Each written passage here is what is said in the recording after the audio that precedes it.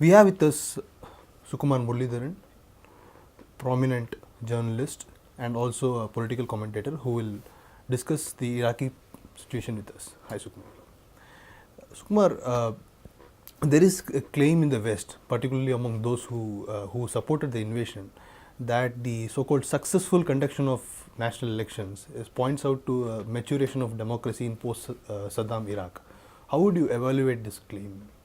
Well, it's a fact that this election was much more participatory in terms of involving all people of Iraq than the last round of elections, which were boycotted by large sections of the population in what's called the Sunni Triangle in the center of the country.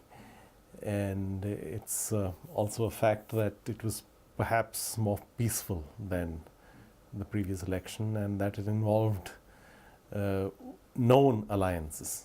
Prior to the elections, people knew who the choices were between. The alliances were clearly defined. But to say that democracy has been established may be a little far-fetched, because it's still very much riven by ethnic differences. And democracy, as we all believe, is a situation in which these kind of differences do not matter so much as common commitment to a kind of civic community. And that is very far from being the case in Iraq. In fact, it is much further from being the case today than it was prior to the invasion by the US. There is no steady outcome as to what would be the next government. There is no steady coalition being built post the election that would lead to a steady government. And people say that because most of these various groups have their own paramilitias, violence is expected. So what do you make of the situation now?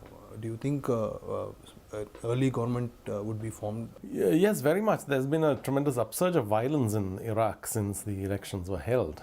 Prior to the elections, there was a fairly long period of relative peace, but then following the elections, it's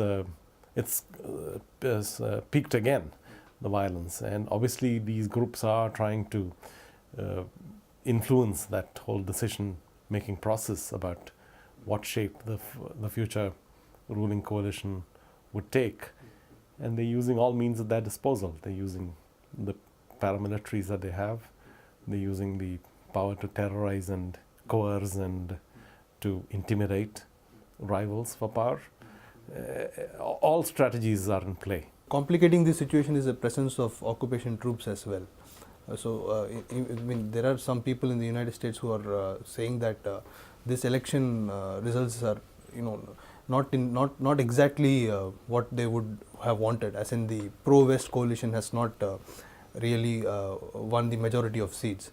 So they say that it is better for the occupation forces to continue to stay in Iraq. So how do you think this would play out? There are various forces, external forces, who have their stake in Iraq. Principally the US. The other external forces would like very much to cut their losses and leave as soon as possible, and most of them have left. It's principally the US that has got a strong vested interest still in the future of Iraq. And yes, they would like a pro-Western, so-called liberal coalition to take power at this stage.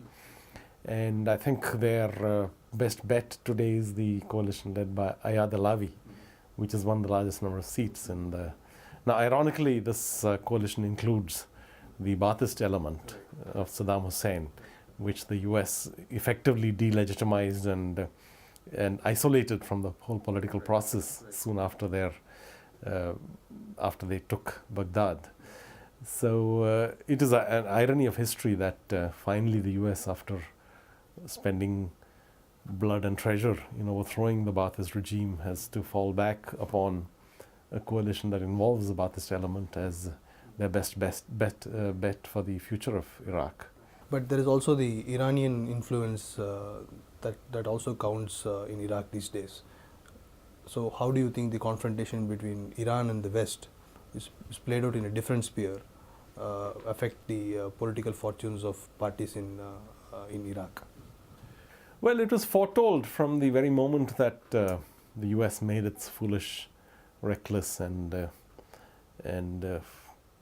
absolutely irresponsible decision to invade Iraq, that the beneficiary would be Iran, because for many years Iraq had been the kind of bulwark against the Islamic radicalism of the Iranian stripe. Right. Now, it was evident from the moment that the Americans went in that they would not be able to win the peace. They would possibly win the war, though even that was in some doubt for a while. They would possibly win the war, but they would certainly not win the peace. What would happen instead, and everybody who had some knowledge of the situation in Iraq could foretell this, that the situation would just disintegrate into tribal animosities and ethnic animosities and denominational kind of conflicts, and that the beneficiary would be Iran, because, after all, what happened when the first Gulf War ended in 1991, and the first President George Bush gave an open appeal to the people of Iraq to topple the Saddam Hussein regime.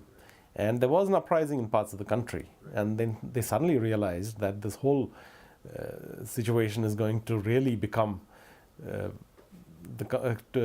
is really going to work to the strategic advantage of Iran. Right. And in fact, Iranian players were there in a big way, which is when the US gave aerial support and strategic and logistical support for Saddam Hussein to put down the uprising in the south and the north of the country. Right.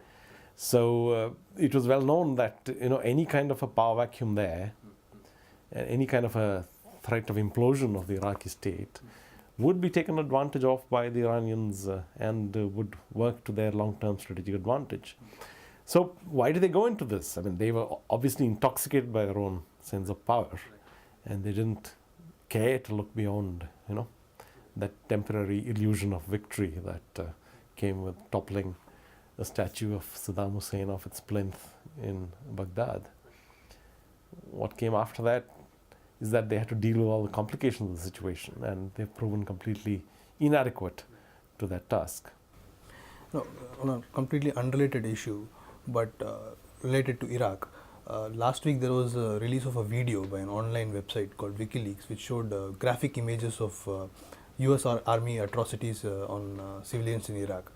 Now, considering that the earlier incidents of torture in Abu Ghraib was more or less glossed over, in the sense that the punishment given to the malefactors was very light by the earlier Bush administration. How do you think that the Obama administration, or indeed the US polity, would react to these revelations and these findings? No, obviously this administration is much more morally sensitive than the earlier one. They have outlawed the practices of waterboarding and enhanced interrogation techniques and so on. That's just one indication of how much more sensitive they are to global public opinion. But how far they can reckon with the legacy of past years is another question altogether, because this is one among many atrocities that's happened in the course of the US military invasion of Iraq. If you remember, during 2003 itself, there were repeated bombings of civilian areas, and every time the alibi would be trotted out that the Iraqi regime is such a cynical and criminal regime that it hides its weapons in civilian areas and fires at US military formations from these civilian areas, thereby attracting return fire and trying to discredit our kind of military forces.